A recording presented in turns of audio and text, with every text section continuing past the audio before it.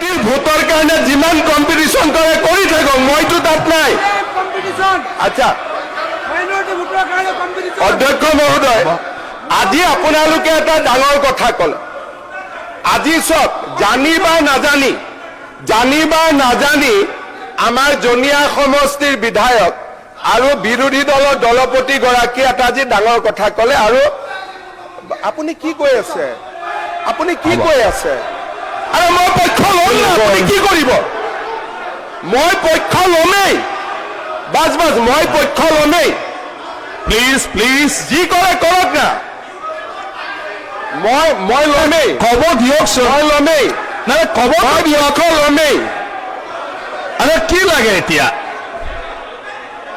আৰে নহয় মই তেওঁ আপোনালোকে যদি নুশুনাকৈ আপোনালোকে ষ্টেটমেণ্ট দিবই দিয়া নাই। হ'ব কি ডিভাইডেড ৰুল, ঠিক আছে হ'ব, একো অসুবিধা নাই। এতিয়া আপোনালোক পঢ়িলে শুনক। আচ্ছা আজি আপোনালোকে কি ক'লে এটা ডাঙৰ কথা ৰফিকুল চাহাবে ক'লে আৰু দেৱব্ৰত শইকীয়াই ক'লে যে লোৱাৰ আছামৰ পৰা মানুহ আপাৰ আছামত যাবই। হাৰি কিয় যাব কওকচোন? কিয় যাব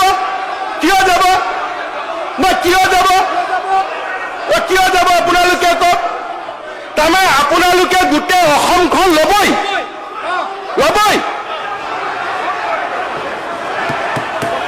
তাৰমানে আপোনালোকে মিয়া মুছলমান মানুহখিনিয়ে গোটেই অসম ল'বই। আমিও ল'ব নিদিওঁ, হৈ গ'ল।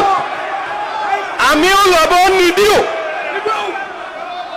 আপোনালোকে আজি হাউচত ক'লে যে আমি ল'মেই, আৰু মই কৈছো আপোনালোকক আমি ল'ব নিদিওঁ। বাছ মই